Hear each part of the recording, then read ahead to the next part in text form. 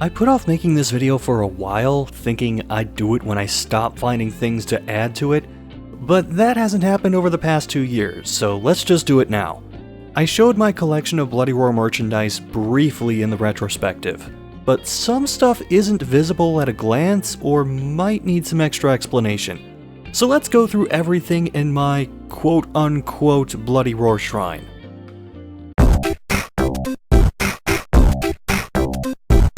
I'm starting with 4 and going backwards for 2 reasons. 1, it's the game I have the least amount of stuff for, and 2, I don't want to be angry and bitter at the end of the video.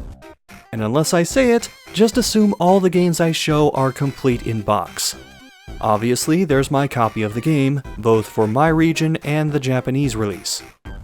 Have I mentioned how much better the instruction booklet looks in the Japanese version compared to the Western one? Even with the ad for the embarrassing Yuko Ogura cards in the back. Speaking of, here's one of them. Nothing special, just BR4 on one side and Yuko on the other. Here's the soundtrack, which I'm not playing because the soundtrack sucks and this game deserves the Carnival Zone music. And it even still has the little end piece. There's another Yuko Ogura card inside, and I don't know if that came with the soundtrack, or the person I got it from just threw that in. I never looked carefully at the back of this, so I have to ask, what's that thing Shenlong has his foot on? It looks like a huge fish, or maybe some kind of pool toy. Here's a full-page ad from a Western magazine, complete with that terrible "Let the Transformation Begin" slogan. I actually have 2 of these, but silver lining for this one, it has Tony Hawk on the back of it. And lastly, here's a big-ass poster of Yuko. It's been stored in a cardboard tube since I got it, and it will never contaminate the walls of my home.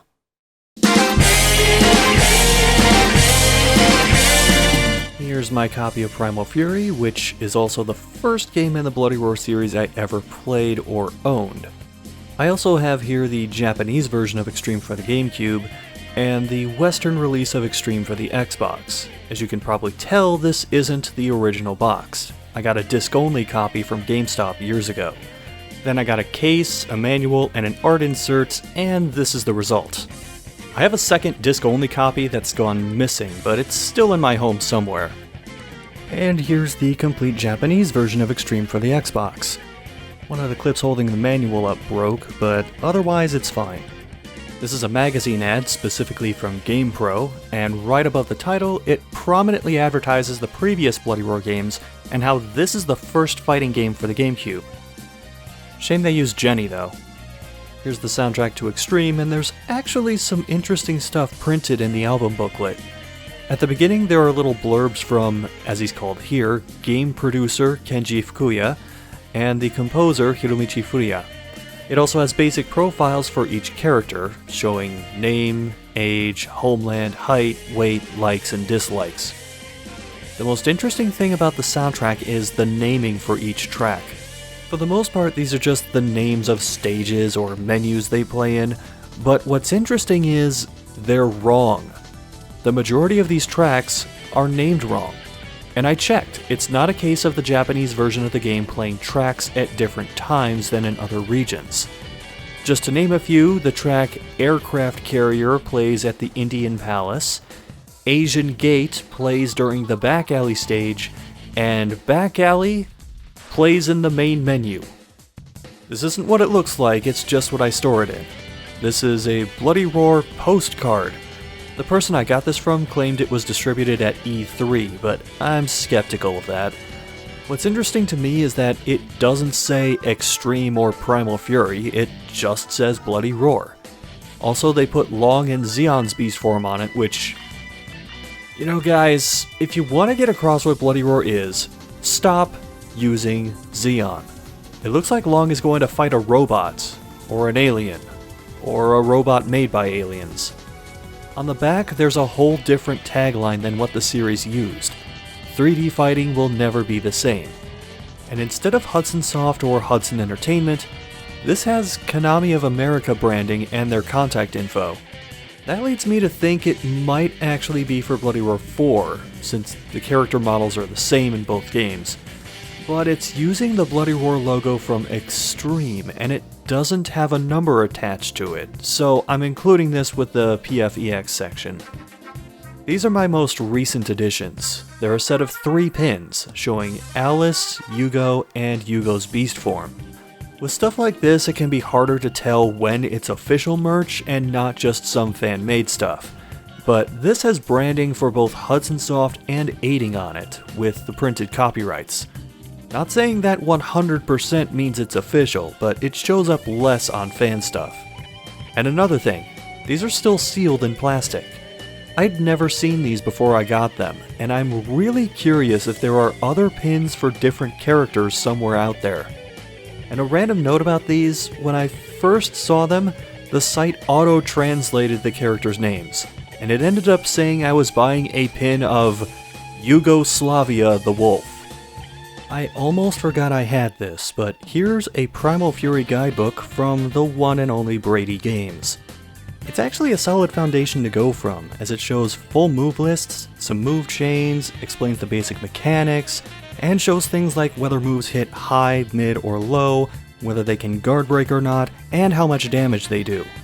It also names and explains the different status changes for each character's Hyper Beast forms. That said, it's not a complete guide. Various moves are missing, it doesn't show the third beast drive some characters have, but if you're just picking up the game or you're looking for some basic intel on it, this is alright. And lastly, there's this, the V-Jump book for Extreme. They made these up until Bloody Roar Extreme, so you're going to see more of these for later games. Or technically earlier games. It has full move lists in these diagrams at the front, full profiles for each of the characters, some deeper explanation of their more unique abilities, info on basic game mechanics, stage profiles, and way at the back there are a couple of interviews. One with a character designer, and one with the guy behind those animated cinematics. Then beyond that is a bonus chapter of the Bloody Roar manga, where Fang and Mashiro wander into the Zoanthrope Kingdom and team up with Yugo in a street fight. Speaking of... This is going to be really short because all I have for this are the books. 2 copies of each. There are 2 volumes initially sold separately, and then there's the bigger compiled version. I initially bought 2 copies of each because I was afraid I was going to destroy the binding trying to scan the pages for these to do the retrospective video, but they actually held up pretty well. The only difference is that the combined volumes have the EX V-Jump bonus chapter at the end, while the individual volumes have a couple short comics with some inside commentary from the writer. And since it serves as a nice transition, I should note there are various doujinshi out there for the Bloody Roar series. This one is Time to Party Real Edition, dated 2002, and it's by Izumi Kashiwakura. Despite the cover of this one looking like it's 3, it's mostly based around Extreme. It more or less reads like an episode of a sitcom and features most of the more prominent characters. It's the only doujin I own because 1, I don't have much luck getting my hands on these, and 2, I refuse to buy the ones that are porn.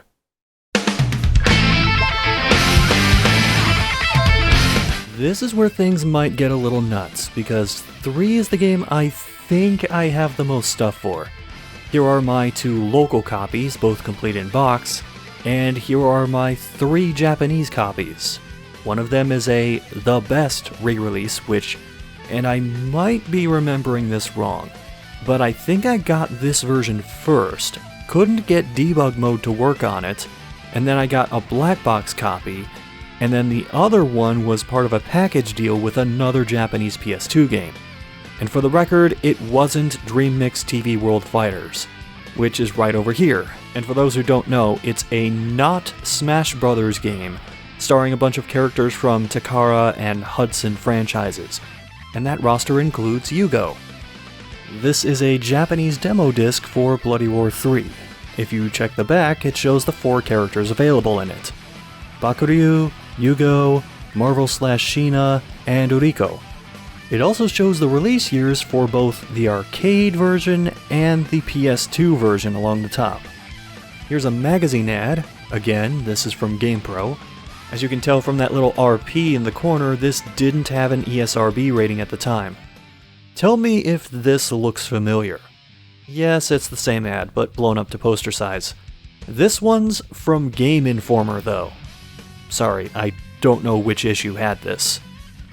This one's a little weird. For the record, I didn't frame this. The person that I got this from shipped it in the frame, so thank you for that. It's a German ad for Bloody Roar 3, or I'm assuming it's German because the guy who sold it to me lives in Germany. Ich mag dich hack.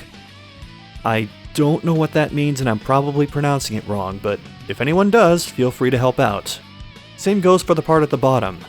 Jetzt ist krass schneller, konkret mehr Detail und otra Fett.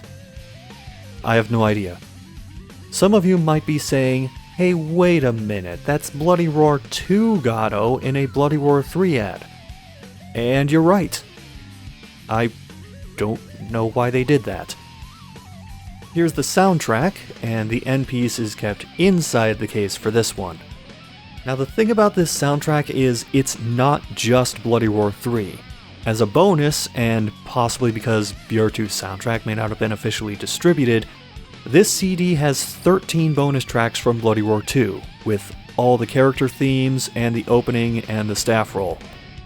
On the opposite page is a message from the composer, Takayuki Negishi. And I just want to point out at the end of it when he says, "So when's Bloody Roar 4? Little did he know that they wouldn't bring him back for it. The rest is like the Extreme soundtrack, showing the full character profiles of everybody and a little blurb about what they're up to. Here's a weird one that I wondered whether I should count it or not. It's a magazine called Zapre Station 2, sometimes just called Zapre, and it's here because the first article in it is on Bloody Roar 3. It has a couple tier lists for things like jump height, defensive strength, and move lists and guides for how to play as and against them. The catch is it only does this for 6 characters: Gato, Jenny, Stun, Shenlong, Busuzima, and Zeon. What a weird selection. Compare that to this issue of Arcadia, which also shows general tips on how to play, but includes a full move list, damage values, hit locations, and a couple tips for playing every character. There are a couple small bits of merch, the first being a couple of Bloody Roar 3 stickers. Technically, each of these is 2, because the main graphic is 1 sticker, and the plain text Bloody Roar 3 below it is a separate sticker. The other thing is this, a Bloody Roar 3 phone card. You could use these at phone booths in Japan, and I'll spare you the explanation of what a phone booth is. This particular card is worth 50 call units, and as you use it, little hole punches appear around certain numbers printed on the back to help show how many calls are left on the card. And as is apparent with this one, this card has no punches, so it hasn't been used yet. And probably never will be. Now for a couple fan-made things. This is a pair of Bloody Roar 3 bumper stickers. I've never actually tried putting these on my car, but pro tip, if you don't want to actually stick these to anything, you can preserve them by just using some clear tape to hang them in your back window. The next fan product is a pair of USB cards. If you've never seen these, the idea was you pressed down on this tab at the end and popped out the USB connector. Not great for using in tightly packed USB hubs that are stacked vertically instead of horizontally, but it's encased in a card-shaped shell to help keep the USB connector safe, and the card could go with your driver's license, credit and debit cards, etc. You're probably less likely to lose a USB device like that compared to a thumb drive, unless you're really paranoid about where it is all the time. I have 2 of these and they're 8 GB each. The first is just the title graphics on either side, and the second has Sheena/Marvel on one side, and for some reason Gato and Bakuryu on the other. The last fan product I'll show is one I was a bit surprised by. This is a Bloody Roar 3 cigarette case. On one side there's a lighter, and if you look inside as I pull it back, there's a spark in there. I never put lighter fluid in this thing because, well, I don't smoke. Inside is a little latch where you'd put in the cigarettes, but around the time I got this, my wallet was on the outs. So I used this as a wallet for a solid couple of years. I've seen some people question whether there really was a Bloody Roar 3 arcade release, so here's a bit of evidence. I have 2 of these, and this is the part of the vanity which appeared at the top of the machine, and it's the same graphic you would see on the cover of the Japanese PS2 release. These are 2 more graphics you would see on the machine. The first is a basic controls explanation, how to do light and heavy guard, how to do some special moves, evade, how and when to go into beast form. This would go right above the buttons, and this second one, an abbreviated move list for all the non-hidden characters, goes right below the screen. It shows mostly basic stuff, but for Long and Shenlong it explains how their attack chains work. Also, some of the beast drives have extra little explanations, like how the character moves into the beast drive, or any extra inputs you need to perform, stuff like that. And if you need any more evidence aside from a complete cabinet, here's the manual for the Bloody Roar 3 board kit. And yes, it's for a Namco arcade machine. While I've never seen a BR3 arcade cab, I can tell from this book and the vanities what it would look like. For one, it's not just a board on the inside, it's a JVS connection PC board with a CD-ROM. But my biggest takeaway is that this machine in the diagrams is one of those candy cabs. Not too surprising, I guess. They're very convenient in that you can just swap games and vanities in and out from the same cabinet, and they're pretty easy to transport. While I'm still on the arcade version, there's this. The box itself has Yugo at the back, Alice on one side, Uriko on the other, and at the back are these 2 tape strips, which makes me think it was stuck to a wall or the side of a machine or something. At the front they made sure to put that the arcade version is from Namco, and the PS2 version from Hudson was releasing March of 2001 for 6,800 yen. The top text basically says, "Want to get stronger? Take one." And these are little pamphlets explaining the basic mechanics, controls, and a few moves for every character. They had an extra panel on the back, so that was used to promote another Hudson game, Kuru Kuru Maru Maru, for the PS1. Lastly, there's the V-Jump book.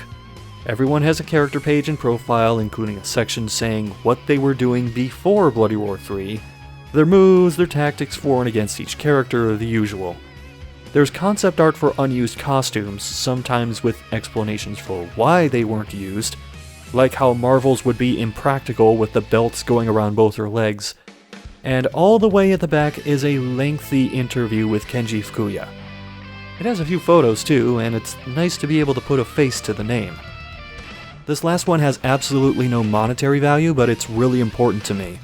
This is a clay sculpture of the tabula, and it was given to me by the person who would eventually become my fiancé. This was given to me as a Christmas present, and I keep it on these little paper towels because sometimes bits of the clay will fleck off or little bits of dust come off, and it can be a little messy, but I still love it. The paint that you see applied to it, it doesn't do this anymore, but when I first got it, it would glow in the dark. So yeah, this has a lot of personal meaning to me, and I also got to use it. This is the same tabula that quote-unquote Xeon and I fought over at the end of the Bloody Roar retrospective.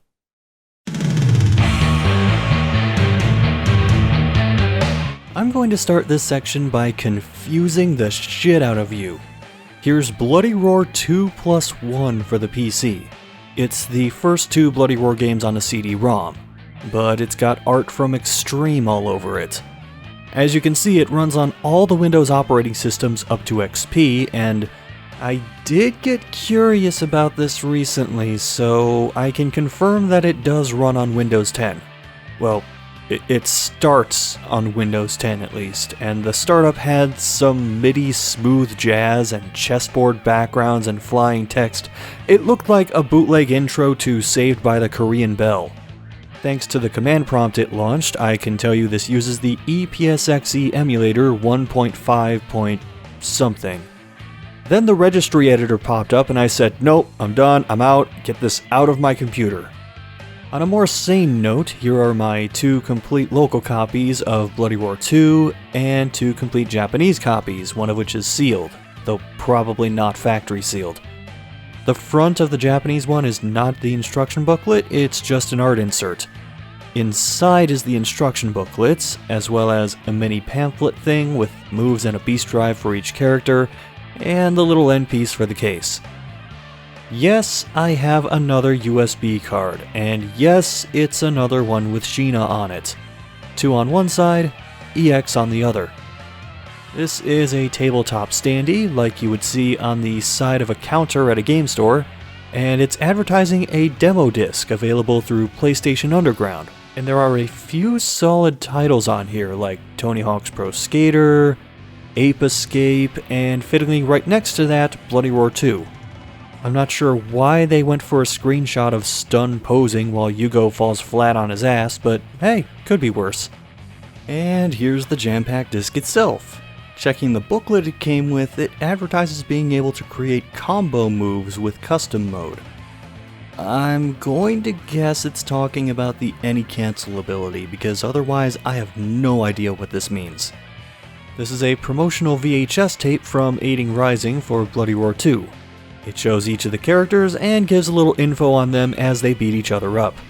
If you want to see it, I have it uploaded as a little side video to the Bloody Roar retrospective.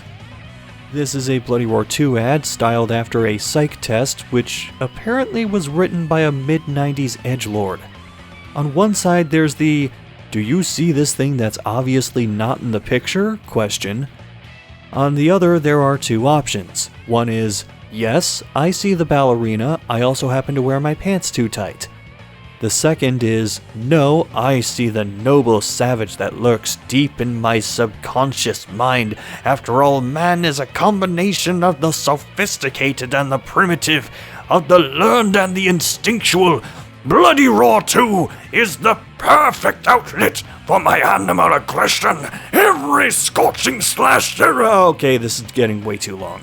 If you really want to read the rest of this, just pause the video, because I'm moving on. Remember that German Bloody Roar 3 ad with Bloody Roar 2 Gato on it? Well, here he is! For the correct game this time. Ich mag dich Krankenhaus. Google says it's something like, "I'll put you in the hospital," but feel free to correct that. Oh, and this poster is double-sided. The back of it is just the wolf image, with no extra text or tagline. It's nice and simple. Here's a flyer for Bloody Roar 2, I actually have 2 of these, with Yugo, Sheena, and the portraits at the bottom on one side, and on the other, bigger portraits of everyone and their beast forms. Judging by the arcade buttons and the lack of a PlayStation logo, I think it's safe to say this is for the arcade release. Here's a longer ad for Bloody Roar 2. I considered putting this on my office door, but didn't want to risk the tape tearing up the back of it. You like V-Jump books?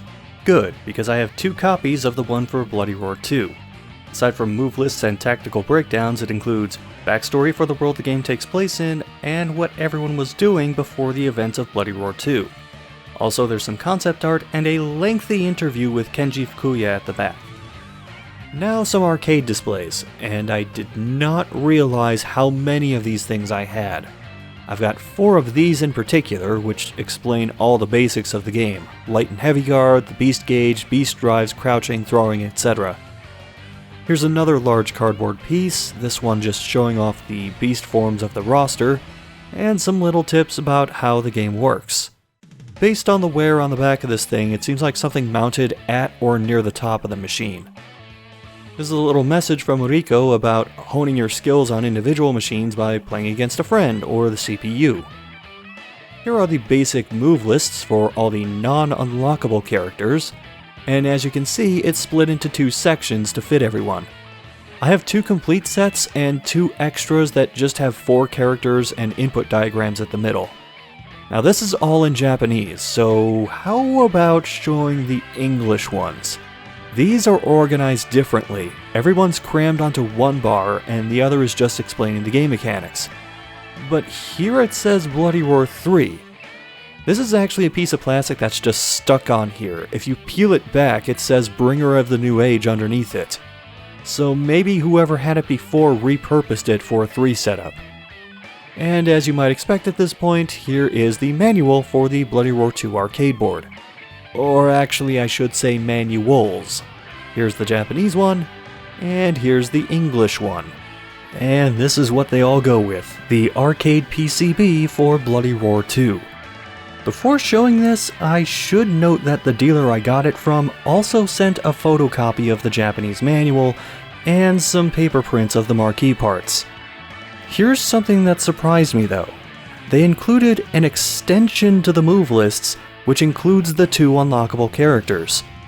This is the only time I've ever seen that. Anyway, the board itself. You can see the Aiding Rising branding on this part of it, and you know for sure it's a BR2 board for 2 reasons. 1, the orientation of the chips, and 2, it says BR2 right here. Also, thanks to the seller for including some of the cables I would need to hook this thing up.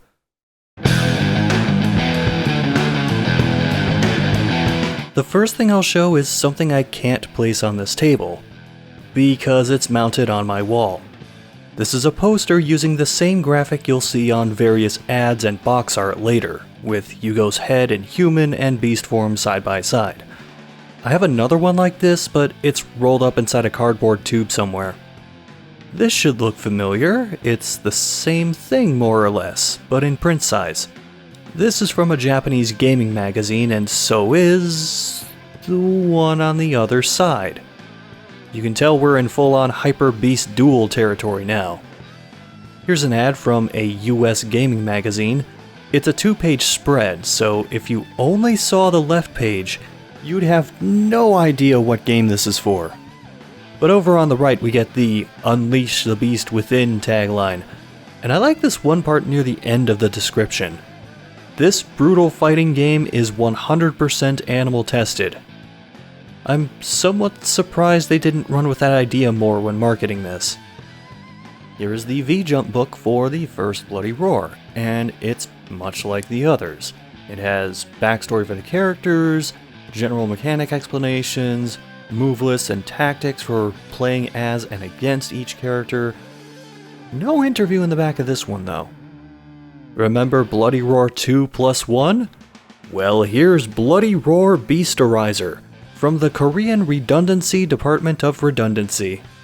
Based on the dates on the back of this, it's from about 2002. This looks more legit at least, and even has this panel that folds back and shows abbreviated move lists for everybody. Then I tried running the game and saw Long's tiger head with beast.exe next to it. Made my way to a launcher screen, and brought up a command prompt with the words Beasterizer Bootleg in it. Thanks for the A+ PC port. Drunken Muppets? Is that really their name? Here we have a legit countertop cardboard standee for Bloody Roar. I think it's a bit strange that the game has 8 characters, there are 4 screenshots, and they only showed 6 characters in them.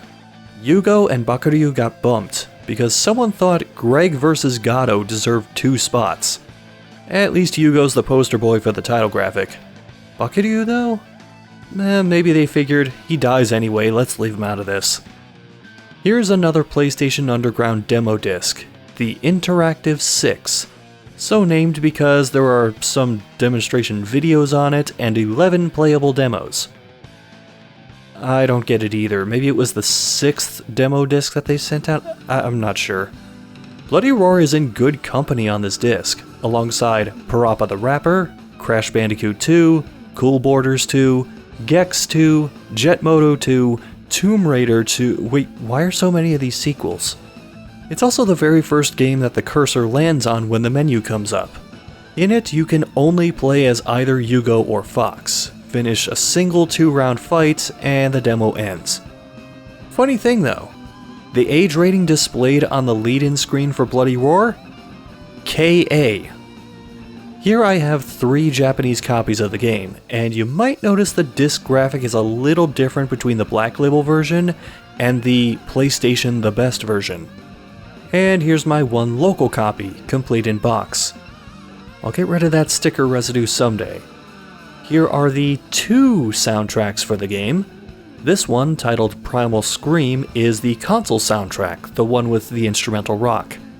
And the other, with Yugo on the front and the beast forms behind him, is the arcade soundtrack. When I checked the booklet for the arcade soundtrack, I noticed two things worth pointing out. One is the 6 different composers listed by each song they did, and they all got their own little blurb to talk about their work. The other is this. It looks like an insert, but it's actually a big-ass sticker. Primal Scream follows suit with the other soundtracks, just showing all the characters and giving little blurbs about who they are. I don't remember how I got this, but it's the only PAL region disc in the whole collection so far. It's a Bloody Roar 1 demo disc. Not much else to say here, really. Here's something I've barely ever taken out of the packaging. A Bloody Roar Hyper Beast Duel t-shirt. This is way better than those cheap-ass iron-on shirts I made for the retrospective videos. It's a bit small for me, but it has the game emblem on the chest, and on the back, just below the neckline, there's the Hudson logo with the bee. I don't know if I'll ever try to wear this. I'm too afraid of spilling something on it or ripping it somehow. We're going into the arcade game with this one. It's a little pamphlet explaining the game and its mechanics. You open it up and it shows guard escapes, double crouch, light and heavy guard, cancels, and some commonly used command inputs. Then on the other side is a move list for all 8 characters. This is a little damaged on Yugo's side, but it's part of the marquee with move lists for each of the characters, and there's a split between input sets for human and beast form. Then at the center are the commands that apply for everyone. These are the pieces of the arcade marquee showing how to play and the characters' moves. But these are not the real deal, they're paper reprints. It even came with a copy of the manual for the arcade board, which is also a reprint. It's not even stapled together. Here is the legit set of pieces for the marquee and board. It even came with a bag of screws and brackets to mount everything. Or at least the bigger pieces. Here it goes over basic movement, attacking, guarding, throwing, and over to the right it shows how to go into beast form and how the beast gauge works. Below that it also shows the various advantages to beast form, like cancels, jump power, health recovery, etc. The 2 smaller pieces show abbreviated move lists for human and beast form for everyone, plus a small explanation of quarter circle commands. And on the other it shows, as Long calls it, 3 important techniques: guard escapes, double crouching, and recovery.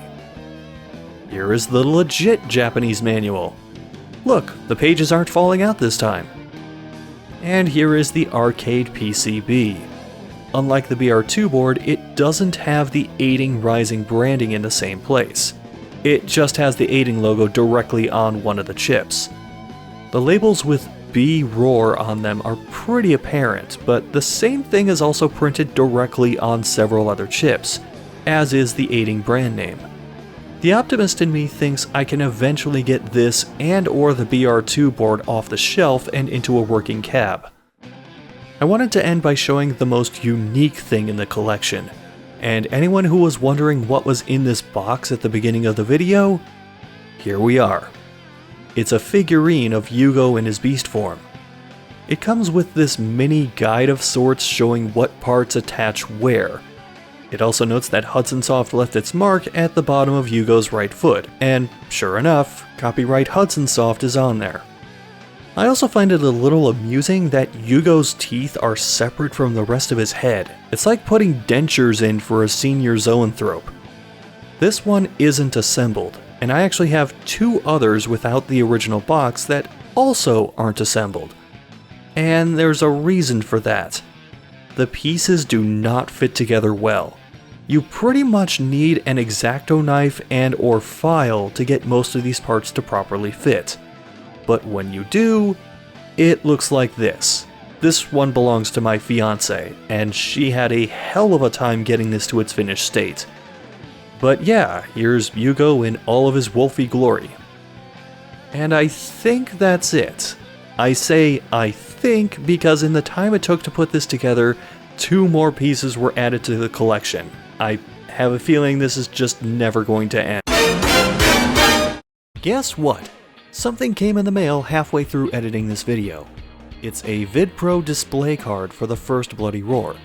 Stores like Toys R Us would post these up in the video games section instead of having display cases out. If you wanted to buy one, there would be a ticket pouch below the display card and you'd bring one of those to a stock area, which may or may not have been nearby. Given the coming soon graphic and explanation on the back, I'm assuming this was for an upcoming release display. Come to think of it, I don't know if Toys R Us ever did pre-order stuff, at least not around this time. Okay, for real, I think I'm done. Let's end this before something else shows up at my door.